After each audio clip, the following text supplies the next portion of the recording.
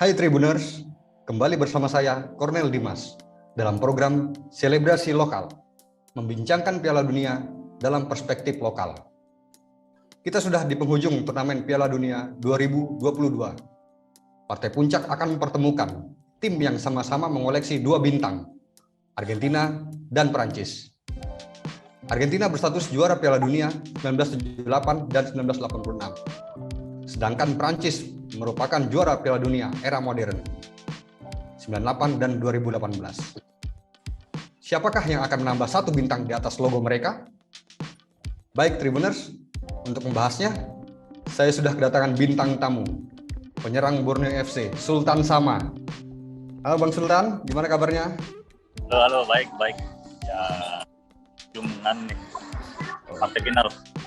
Mantap, ya. Selain Bang Sultan Sama, kita juga kedatangan manajer online tribunkaltim.co, Bung Saiful Safar. Halo Bung. Halo Bang Dimas, selamat siang. Ya, sehat Bung?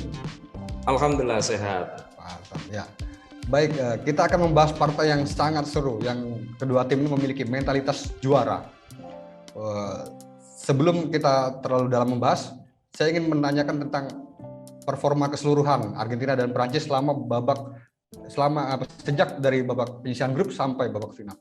Bagaimana Bung Sultan menanggapi permainan Argentina sejak fase grup yang sempat kalah melawan Arab Saudi sampai dia melangkah ke final?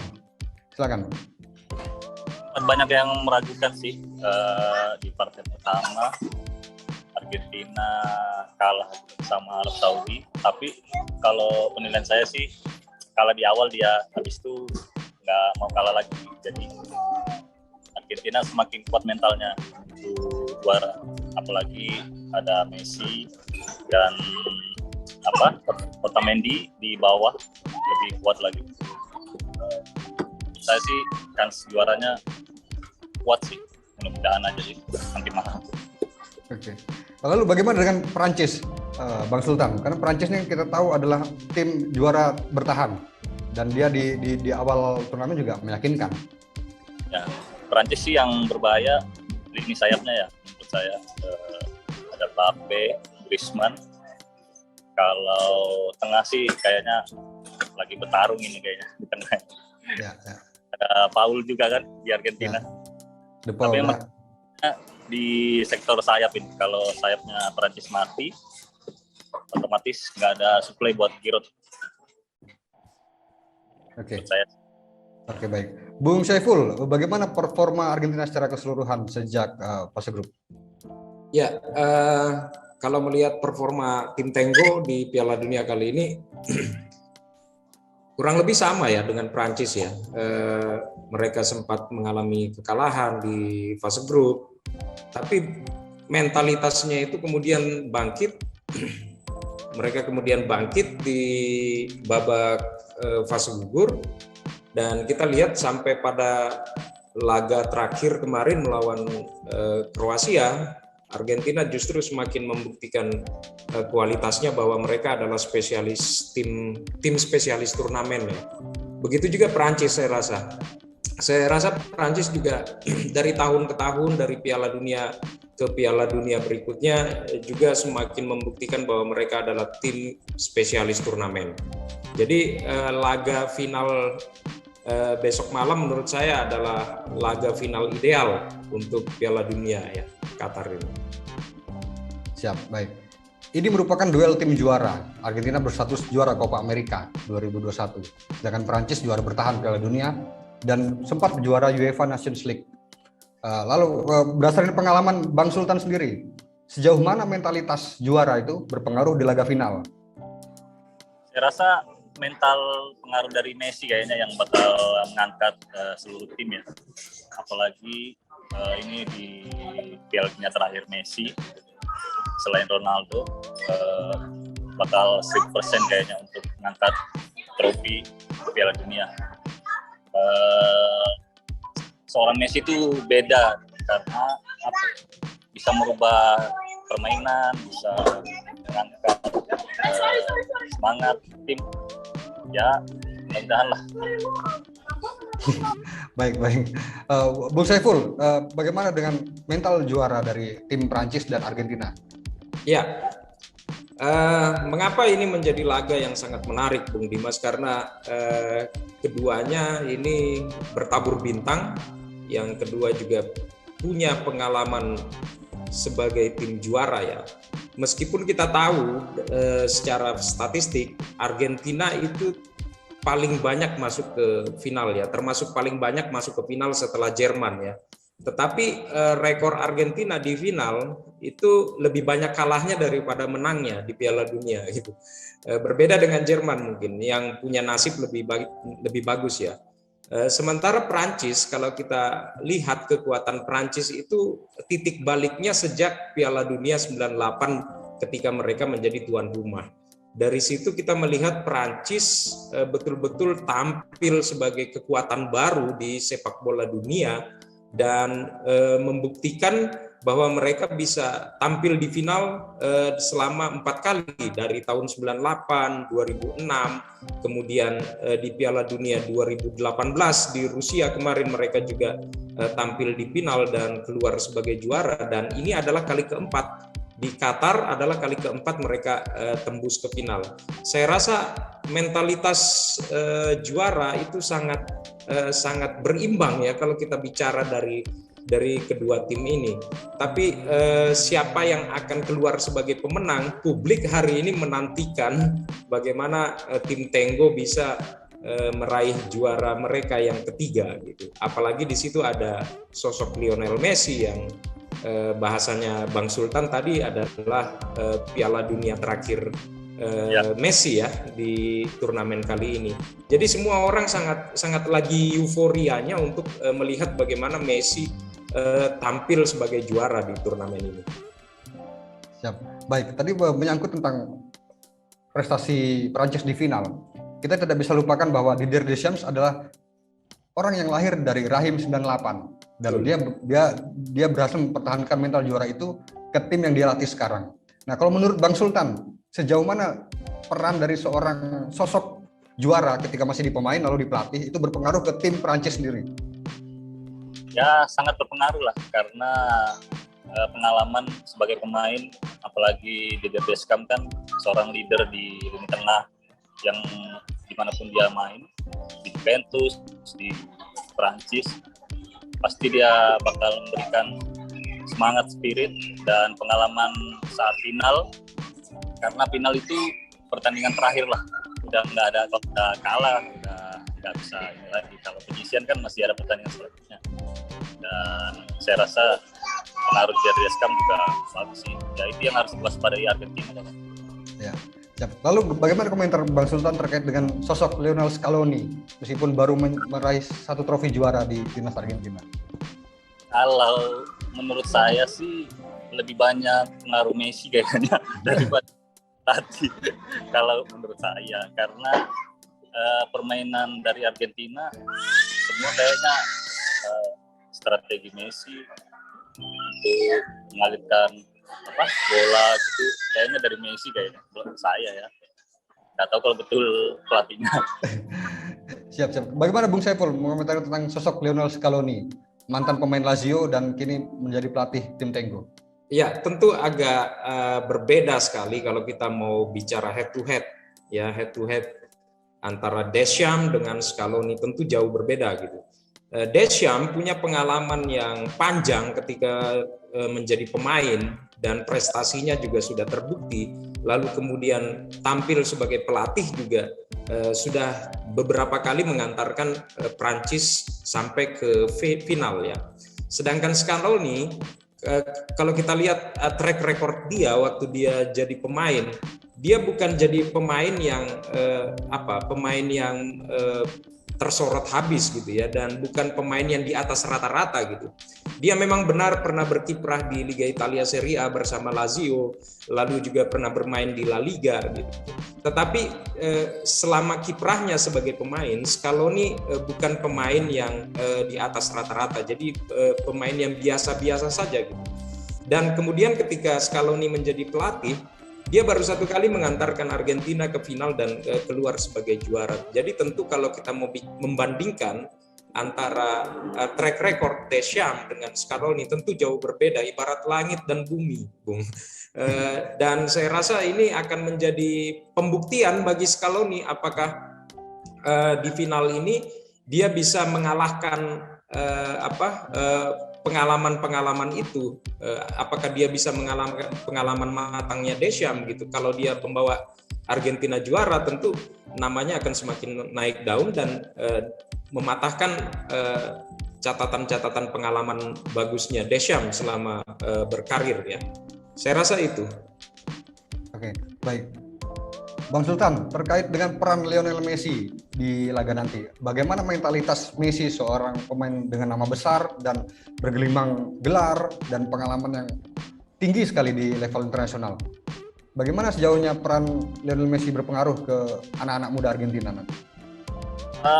Menurut saya ya sangat berpengaruh ya, karena pemain muda di Argentina kayaknya mengidolakan sosok Lionel Messi dan memimpikan bahwa Lionel Messi mengakhiri karirnya dengan meraih trofi Piala Dunia. Mungkin bisa disandingkan dengan Maradona kan. Ya. Mudah-mudahan lah. Oke, baik. Terkait dengan produktivitas, kedua negara ini sama-sama menciptakan 12 gol dan kebobolan 5 gol. Pertandingan seperti apa yang diharapkan Sultan sama nanti? Semoga enggak kayak Piala Dunia tahun kemarin ya, yang Prancis juara itu. Iya. Tapi kayaknya ini kalau Prancis lawan Argentina bisa jadi sampai perpanjangan waktu ini. Bisa sampai penalti, bisa juga, karena nggak mungkin bakal menyerang habis-habisan kayak di babak pertama, mungkin babak kedua. Oke, baik. Bung Saiful, terkait dengan produktivitas dan jumlah kebobolan, Bung Saiful, ini seperti apa nanti laga berjalan? Ya pasti sangat ketat. Saya bilang sangat ketat karena dari track record mereka di turnamen ini ya. Argentina sama Prancis sama-sama sudah menciptakan 12 gol. Identik, sangat identik. Kemudian kebobolannya juga sangat identik. Kemudian pencetak golnya juga sangat identik. Siapa yang ada di top skor saat ini dan kemudian siapa yang menjadi penyumbang assist itu juga sangat identik dari kedua tim ini. Sehingga menurut saya laga ini akan setuju saya dengan Bang Sultan tadi, akan berjalan sangat ketat dan bisa saja berakhir sampai masa extra time. Bisa saja seperti itu. Oke, baik. Perancis memiliki Kylian Mbappe yang bisa disebut sebagai penerus dari era Lionel Messi dan Cristiano Ronaldo. Bagaimana komentar Bang Sultan mengenai performa Kylian Mbappe karena sudah mengoleksi 5 gol tanpa penalti? Menurut saya kayaknya kan Messi dengan Mbappe kan satu tim.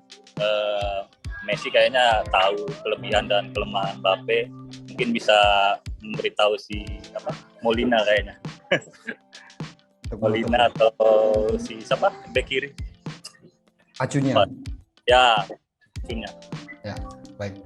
Bu Saiful, bagaimana komentar tentang sosok Mbappe karena memiliki kecepatan dan kejelian dalam mendribel bola? Ya, kalau bicara kecepatan semua sama-sama punya kecepatan. Messi punya kecepatan yang bagus. Mbappe juga punya kecepatan yang bagus. Saya membayangkan kalau misalkan Messi tampil di final ini sama dengan usia Mbappe yang sekarang, itu akan mengerikan sekali gitu. Tapi kan bedanya kedua pemain ini hanya dibedakan dari sisi usia gitu. Dimana hari ini Messi sudah berada pada usia 35 tahun. Tapi bicara skill, kecepatan, skill individu tidak jauh berbeda. Tetapi ada yang menurut saya berbeda ya, sangat mencolok antara Messi dan Mbappe.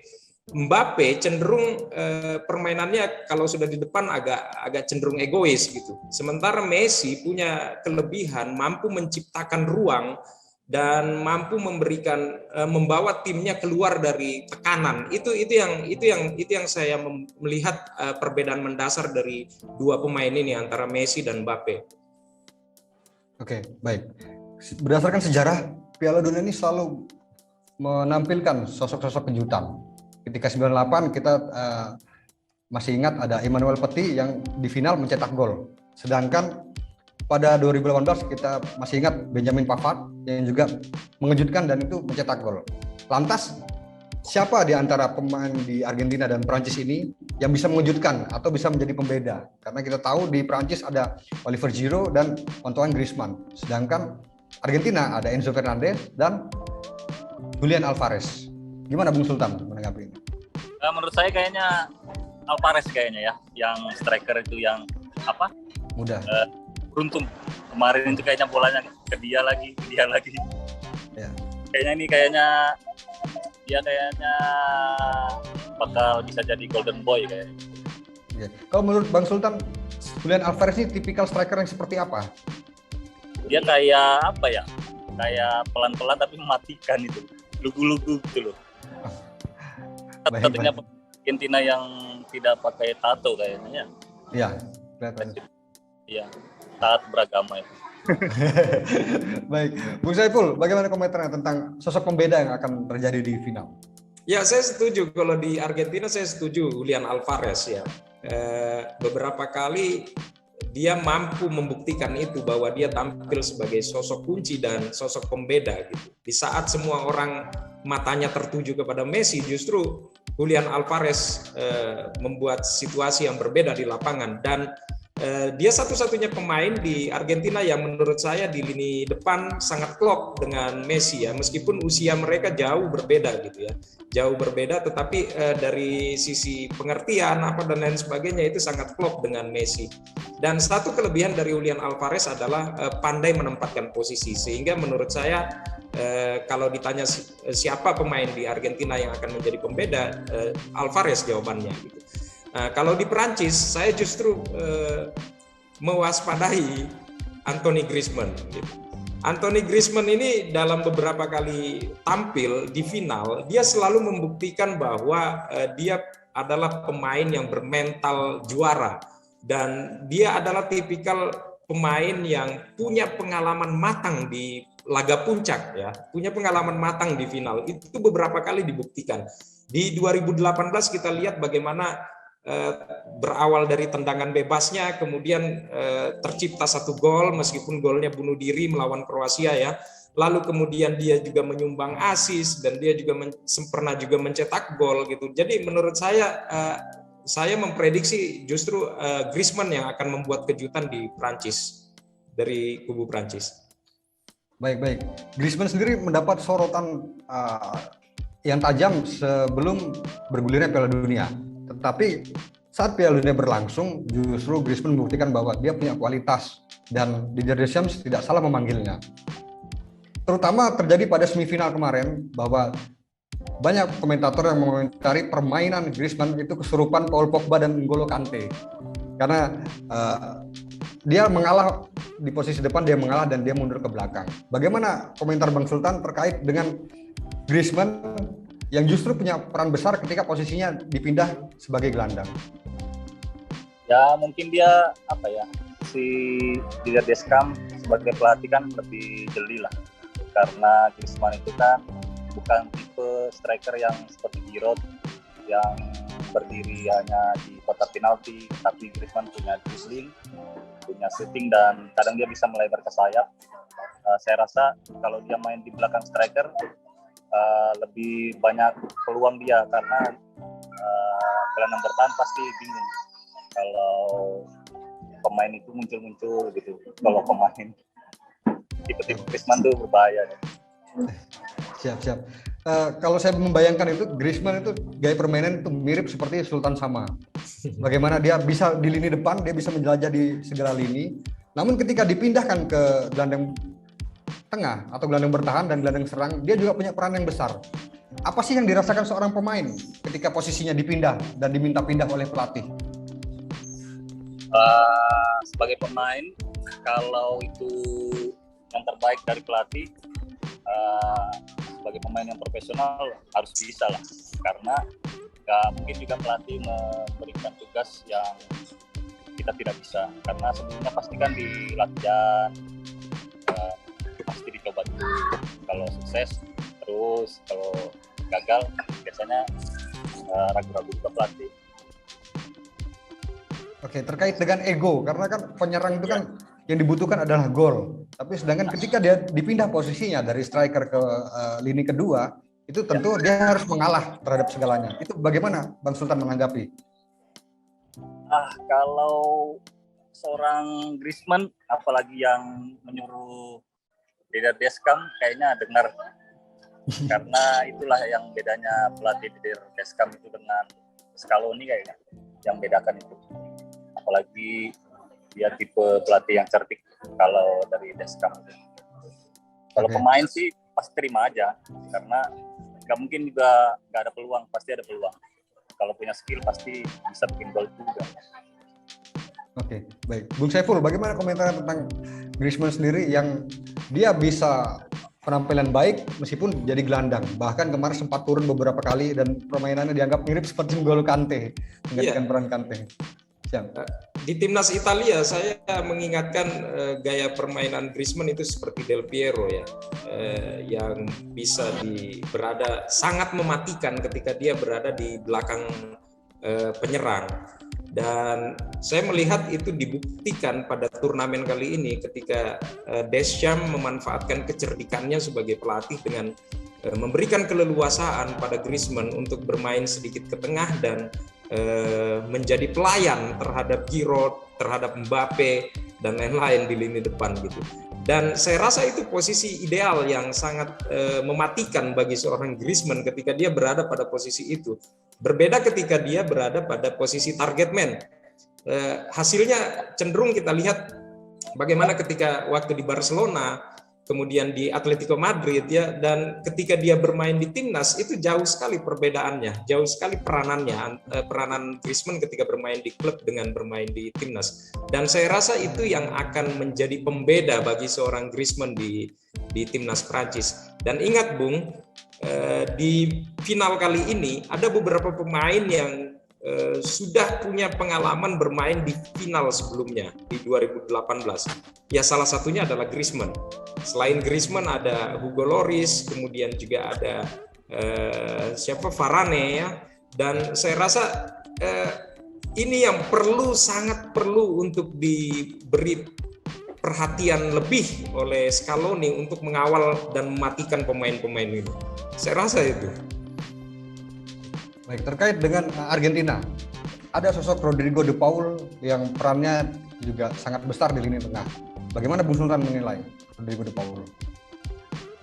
De Paul tipe pemain yang bisa box to box ya, dari atas ke bawah.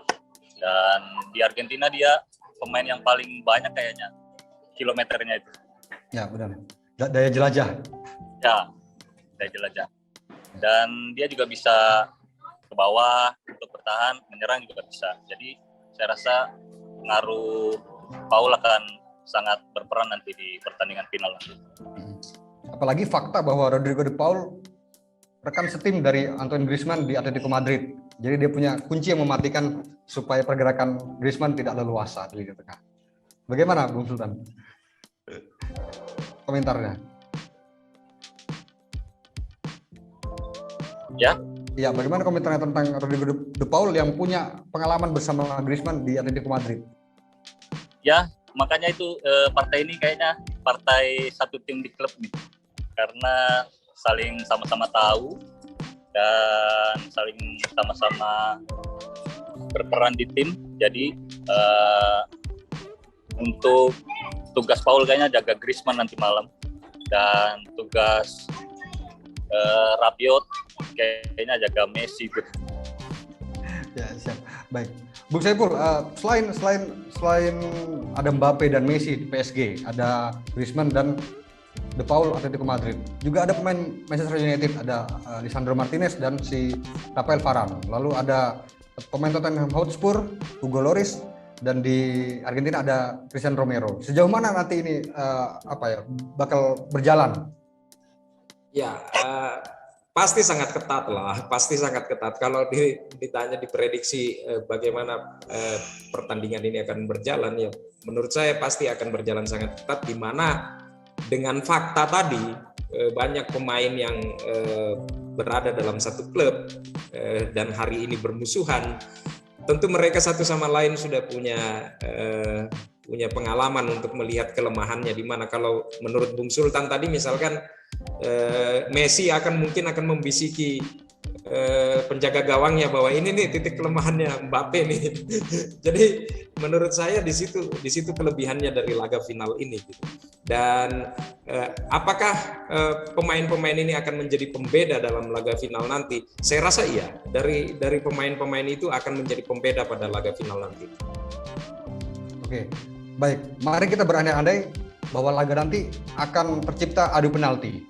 Kalau kita melihat Argentina mungkin sudah punya peluang, sudah punya pengalaman ketika adu penalti di babak knockout. Sedangkan Prancis sejak awal tuh belum punya pengalaman adu penalti.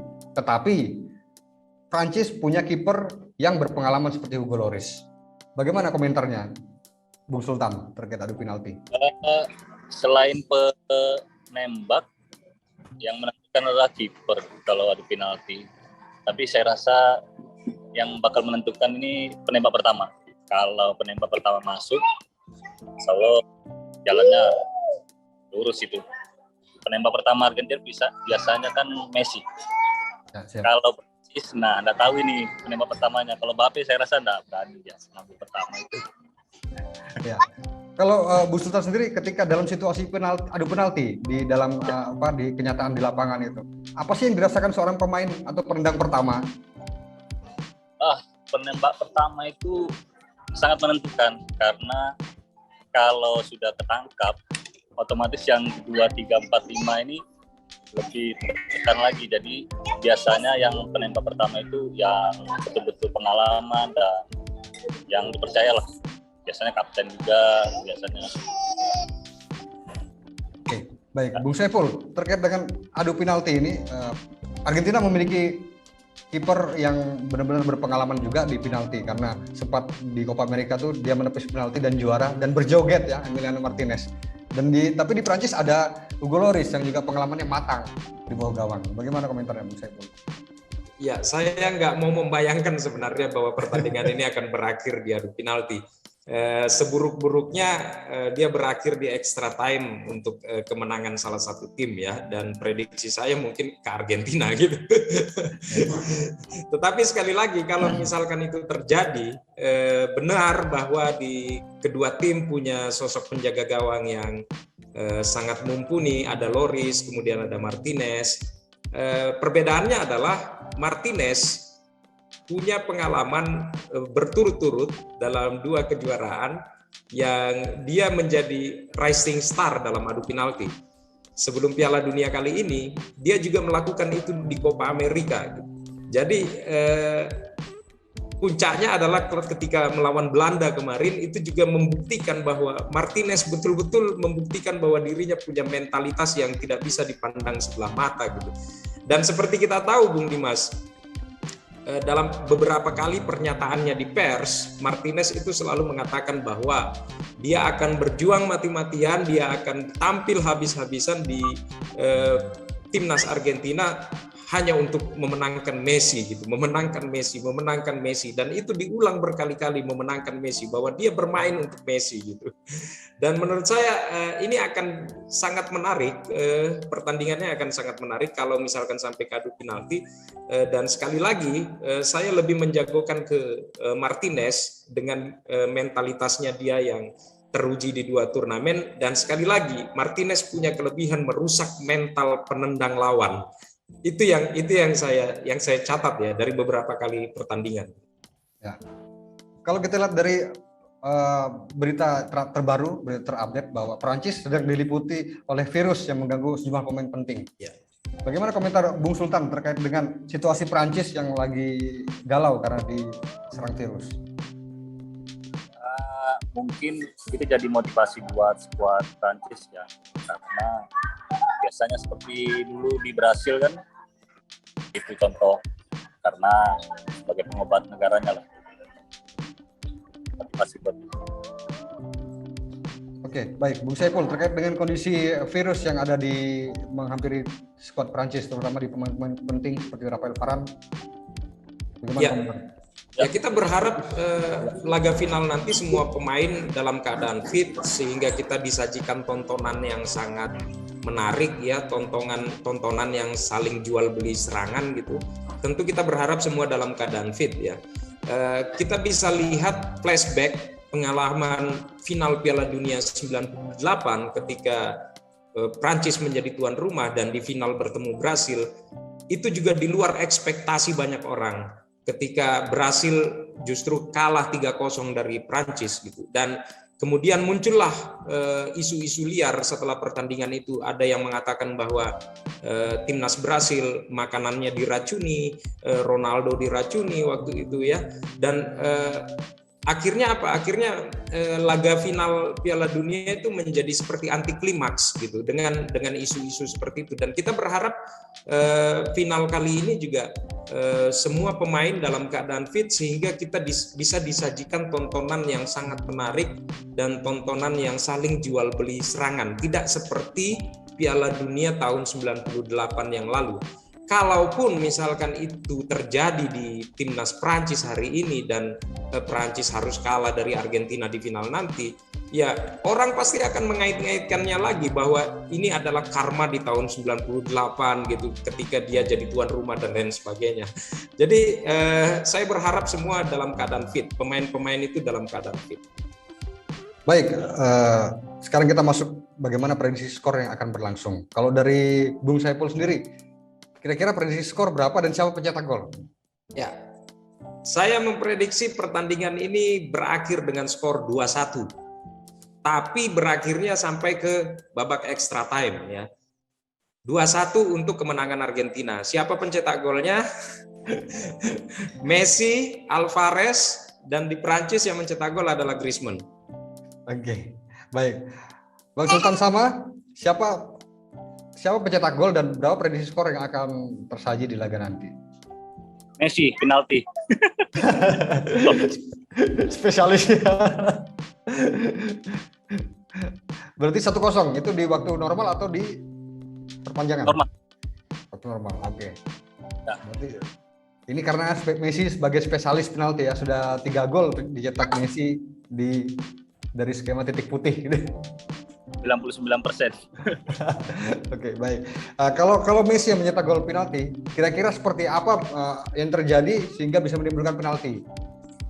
Biasa, ini kayaknya emosi nih pemain dari Prancis karena lipulikannya Messi atau Alvarez di daerah terlarang. Apalagi sekarang kan menggunakan VAR, narik baju sedikit bisa penalti. Jadi tidak seperti pertandingan Piala Dunia sebelumnya, sangat tepat. Oke, menarik prediksi Bang Sultan sama bahwa Messi bakal mencetak gol di titik putih pada partai final. Baik. Ya, Tribuners, terima kasih Bang Sultan sama telah bergabung dalam podcast selebrasi lokal kami. Bung Saiful Safal, terima kasih banyak atas ulasannya yang mendalam. Dan Tribuners, nantikan kami di program selanjutnya yang hadir di YouTube Tribun Kaltara. Akhir kata, saya Kornel Dimas dari Ibu Kota Kalimantan Utara pamit undur diri. Salam olahraga. Salam olahraga. Salam olahraga. Terima kasih sudah nonton. Jangan lupa like, subscribe, dan share ya.